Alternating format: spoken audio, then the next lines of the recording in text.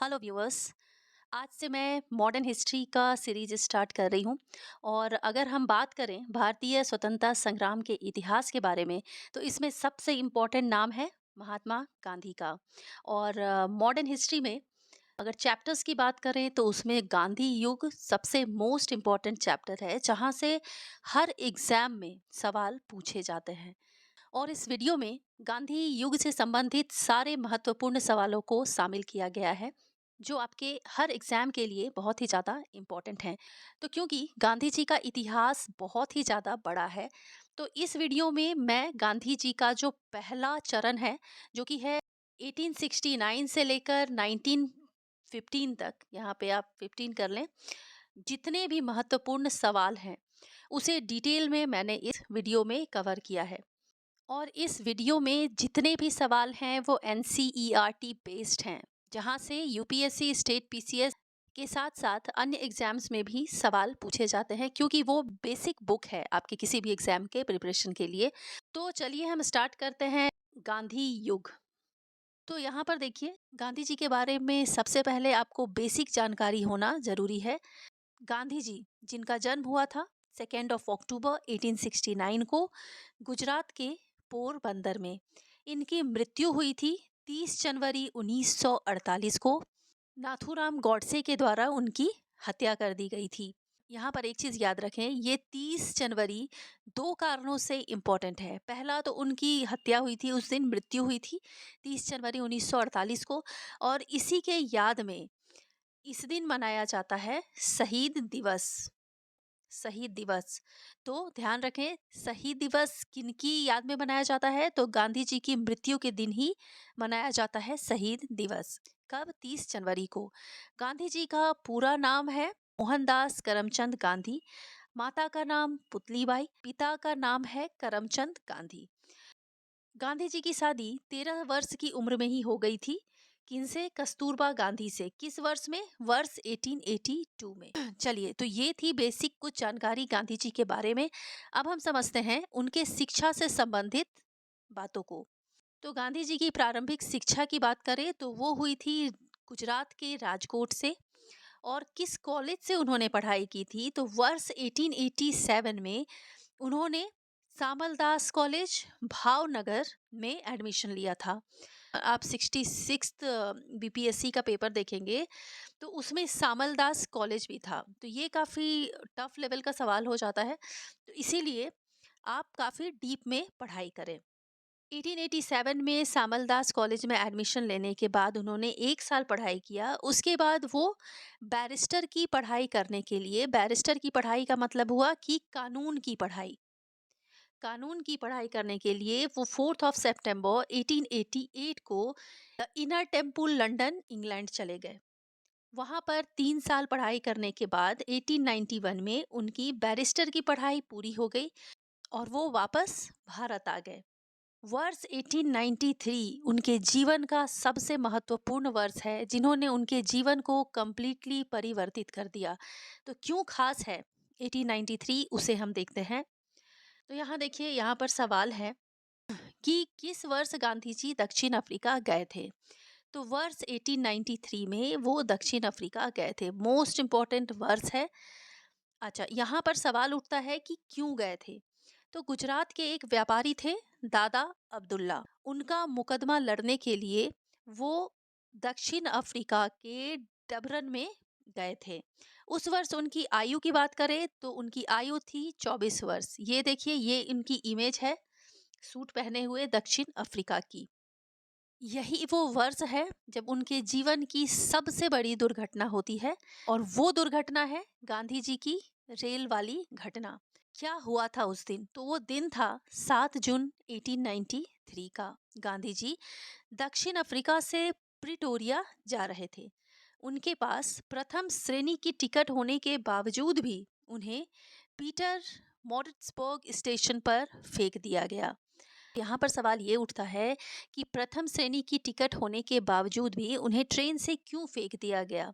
तो वहाँ पर जो प्रथम श्रेणी वाला जो डब्बा था वो सिर्फ गोरों के लिए होता था। टिकट रहने के बावजूद उस समय महात्मा गांधी, जैसा कि आप जानते हैं, एक युवा वकील थे। लेकिन प्रथम श्रेणी के डब्बे की टिकट होने के बावजूद भी उन्हें ट्रेन से फेंक दिया गया। उन्होंने मना किया कि उनके पास टिकट है, उसके बावजूद भी उन्हें दूसरे डब्बे में जाने को कहा गया और मना करने पर उन्हें पीटर मॉरिट्सबर्ग स्टेशन पर फेंक दिया गया। ये जैसा कि आप इमेज में देख सकते हैं, ये है महात्मा गांधी जिन्हें उनके सामान के साथ ट्रेन से बाहर फेंक दिया गया था। और यही वो समय है जो गांधी जी के जिंदगी का टर्निंग पॉइंट है। इस घटना ने उन्हें प्रेरित किया सत्याग्रह करने को और दक्षिण अफ्रीका में भारतीयों के साथ हो रहे उत्पीड़न के खिलाफ आवाज उठाने के लिए। इस घटना के बाद ही गांधी जी अपने द्वारा किए गए विभिन्न आंदोलनों का संचालन करने के लिए एक संगठन का निर्माण करते हैं। क्या है वो? वो है नटाल इंडियन कांग्रेस, एनआईसी, जो कि उन्होंने कब खोला था? वर्ष 1894 में। अब नटाल इंडियन कांग्रेस क्या है उसे समझते हैं। भारतीयों के साथ हो रहे भेदभाव के खिलाफ लड़ने के लिए उन्होंने नटाल इंडियन कांग्रेस नाम का एक राजनीतिक संगठन का गठन किया। बाद में इसमें और भी मुद्दों को शामिल किया गया। जैसे बाद में इस संगठन में रंगभेद का विरोध करने में भी इस संगठन ने महत्वपूर्ण भूमिका निभाई, क्योंकि वो रंगभेद ही वह वजह था जिसके वजह से गांधी जी को ट्रेन से बाहर फेंक दिया गया था। इस संगठन के द्वारा उन्होंने लोगों के मौलिक अधिकारों के लिए काम करना शुरू किया और लोगों को एकजुट करना प्रारंभ किया ताकि उनके साथ मिलकर वह आंदोलन को आगे बढ़ा सके। अब बात आती है वर्ष 1901 की। वर्ष 1901 भी इनके जीवन का महत्वपूर्ण वर्ष है। क्या हुआ था 1901 में? तो 1901 में गांधी जी कानून का अभ्यास करने के लिए वापस भारत लौट आए थे। भारत में उन्होंने मुफस्सिल नाम के अदालत में वकालत प्रारंभ किया, क्योंकि जब भी कोई डिग्री ली जाती है, चाहे आप डॉक्टर का लो, कानून का लो, तो उसके लिए उसे सबसे पहले प्रैक्टिस करना पड़ता है ताकि वह बेहतर प्रदर्शन कर सके फ्यूचर में अपने काम में। तो गांधी जी वापस भारत आए 1901 में। और मुफस्सिल, ये नाम आपको बहुत कम वीडियोस में देखने को मिलेगा, क्योंकि ये सारे डिटेल्स दिए हुए हैं एनसीईआरटी बुक में। तो इसीलिए जब आप किसी भी यूपीएससी स्टेट पीसीएस की तैयारी कर रहे हैं, तो आप एनसीईआरटी को सबसे पहले कवर करें, क्योंकि उसके अंदर जितनी भी जानकारी दी हुई है वो जानकारी आपको बाकी के बुक में नहीं मिलेगी। अच्छा, यहाँ पर एक और इम्पोर्टेंट पॉइंट है। वर्ष 1901 में ही, क्योंकि मुफस्सिल नाम के अदालत में उन्होंने वकालत प्रारंभ किया और लोगों ने काफ़ी सराहा उनके काम को। वो बहुत सारे केसेस जीतने लगे और बहुत अच्छा काम करने लगे। उनके अंदर काफ़ी आत्मविश्वास भी बढ़ा। लोगों ने उन्हें हिदायत दी कि वो अपना एक लॉ कार्यालय खोले। तो भारत में गांधी जी ने वर्ष 1901 में अपने लॉ कार्यालय की स्थापना भी की। किस स्थान पर?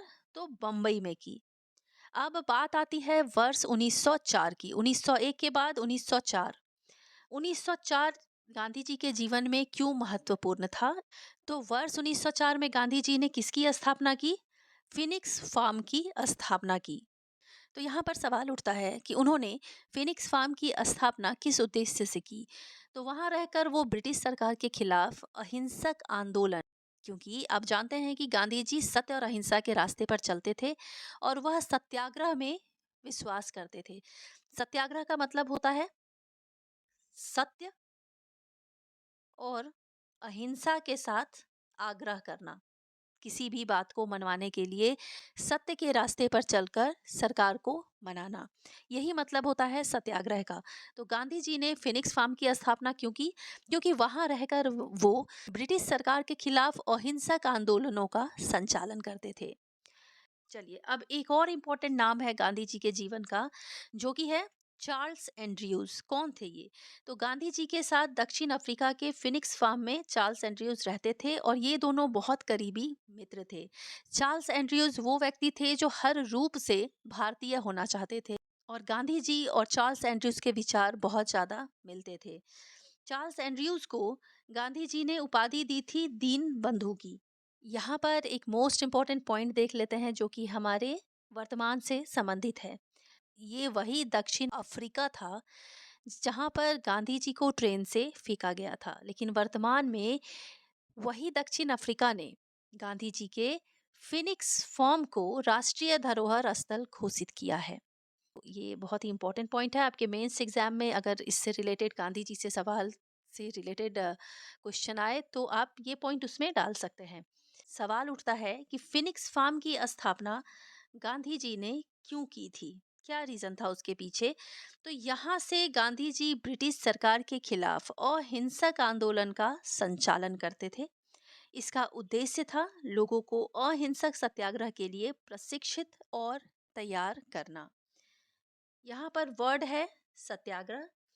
सत्याग्रह का मतलब होता है सत्य और अहिंसा, सत्य और अहिंसा के साथ किया गया आग्रह। कोई बात मनवाने के लिए वो सत्य के साथ रहेंगे और अहिंसा के साथ सरकार से अपनी बात को मनवाएंगे, और इसे ही कहा गया सत्याग्रह। अगला पॉइंट है कि गांधी जी कितने वर्ष रहे दक्षिण अफ्रीका में। तो गांधी जी कुल 21 वर्ष रहे दक्षिण अफ्रीका में। जब वो भारत आए थे तो उनकी आयु हो चुकी थी 45 वर्ष। तो कुल 21 वर्ष वो दक्षिण अफ्रीका में रहे, और जब उनकी उम्र 24 वर्ष थी उस वक्त वह दक्षिण अफ्रीका में गए थे। यहाँ से वर्ष 1904 की ही बात है।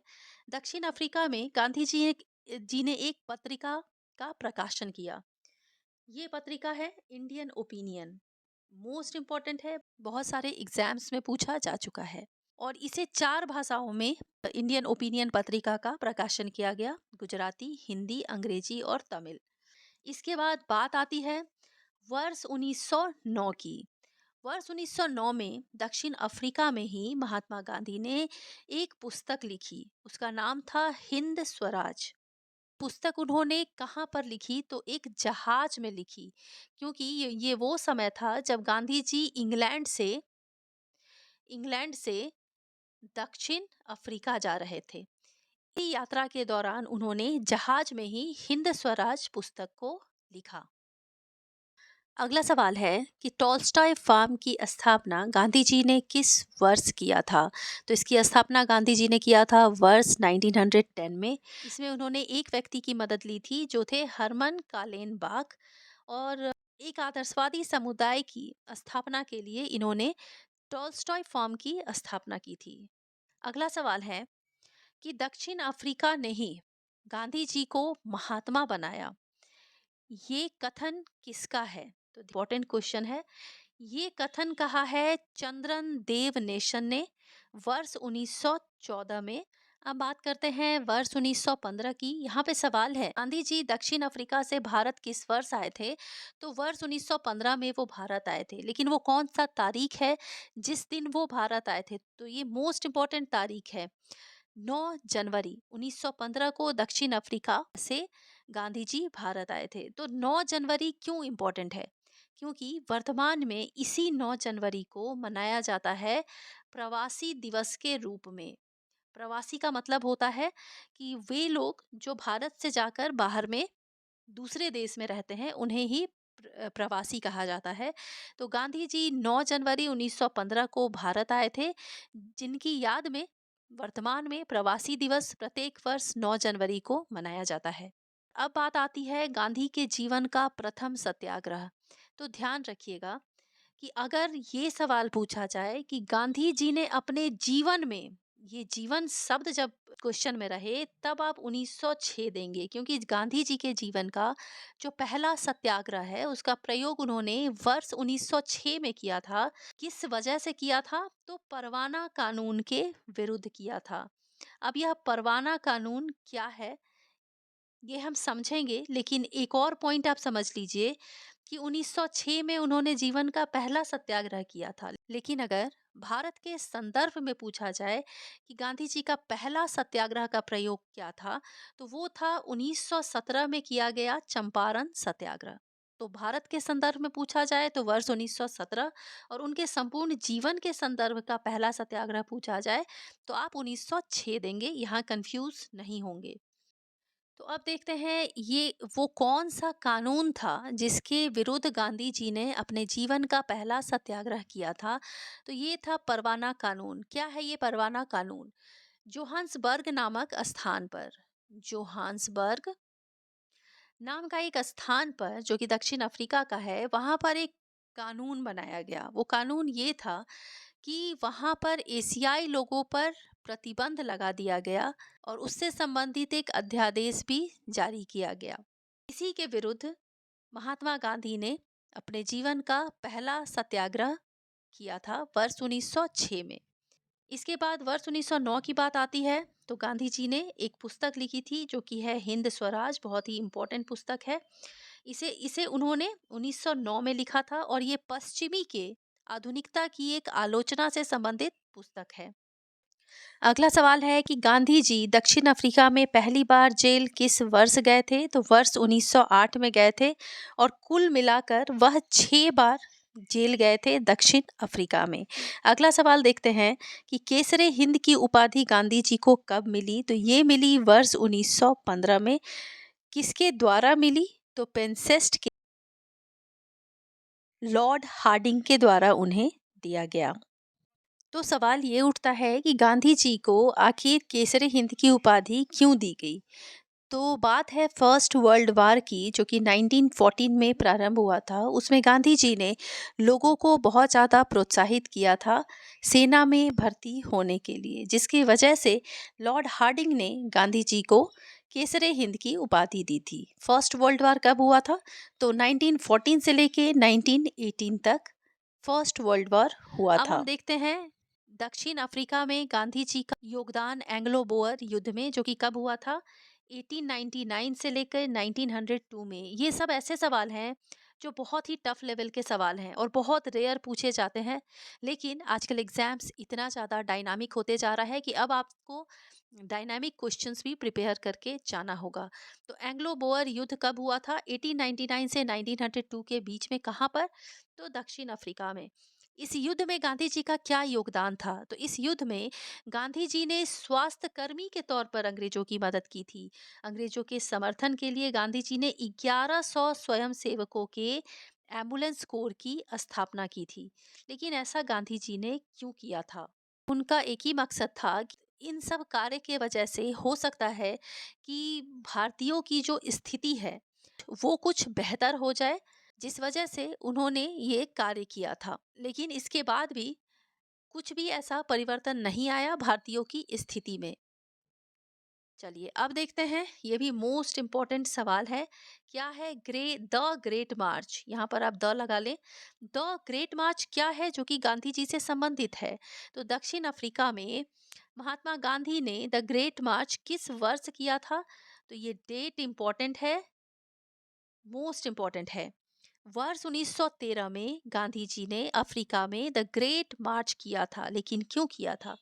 तो दक्षिण अफ्रीका में एक काला कानून आया था जिसके खिलाफ द ग्रेट मार्च प्रारंभ किया गया था। ये क्या था ये काला कानून? इसमें दक्षिण अफ्रीका की सरकार ने यह नियम बनाया था कि कोई भी व्यक्ति अगर ईसाई धर्म से शादी नहीं करता है तो उसके शादी को अवैध करार कर दिया जाएगा। तो ये था एक काला कानून जो कि दक्षिण अफ्रीका की सरकार के द्वारा लाया गया था और इसी के विरुद्ध महात्मा गांधी ने द ग्रेट मार्च प्रारंभ किया था। किस वर्ष में? तो वर्ष 1913 में। अगला सवाल है गांधी जी के हिंद स्वराज पुस्तक का शताब्दी वर्ष कब मनाया गया? तो ये वर्तमान से संबंधित सवाल है, लेकिन क्योंकि ये आपके जानकारी में होना चाहिए तो इसलिए मैंने इसे इसमें शामिल किया है।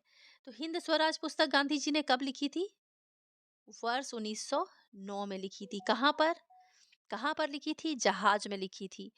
तो वर्ष 2009 में सरकार ने हिंद स्वराज पुस्तक का शताब्दी वर्ष मनाया गे। अब एक और मोस्ट इम्पोर्टेंट सवाल है जो कि है महात्मा गांधी जब दक्षिण अफ्रीका में थे तो कुछ ऐसे लेखक थे जिनसे वो बहुत ज़्यादा प्रभावित थे और उनकी सोच को इन लेखकों ने बहुत ज़्यादा प्रभावित किया। कौन थे वो 3 लेखक? वो इम्पोर्टेंट नाम है। एक है थोरो, दूसरे हैं रस्किन और तीसरे हैं टॉल्स्टॉय। ये 3 ऐसे धर्मनिरपेक्ष लेखक हैं जिनसे गांधी जी सर्वाधिक प्रभावित हुए अपने जीवन में। अगला सवाल है दक्षिण अफ्रीका में प्रवास के दौरान जॉन रस्किन की किस पुस्तक ने गांधी जी को सबसे ज्यादा प्रभावित किया? तो उनकी एक पुस्तक थी जॉन रस्किन। इनकी पुस्तक का नाम है अनटू दिस लास्ट। इससे गांधी जी सबसे ज़्यादा प्रभावित हुए थे और इसमें संदेश क्या था जिससे वो प्रभावित हुए थे? तो व्यक्ति का कल्याण सबके कल्याण में निहित है। तो यही था अनटू दिस लास्ट पुस्तक का सार, जो किसने लिखा था? जॉन रस्किन ने। और इसी से गांधी जी सबसे ज़्यादा प्रभावित थे। यहाँ पर देखिए दक्षिण अफ्रीका में गांधी जी कुल कितने बार जेल गए थे? तो ये रिपीट हो चुका है। तो कुल 6 बार वो जेल गए थे।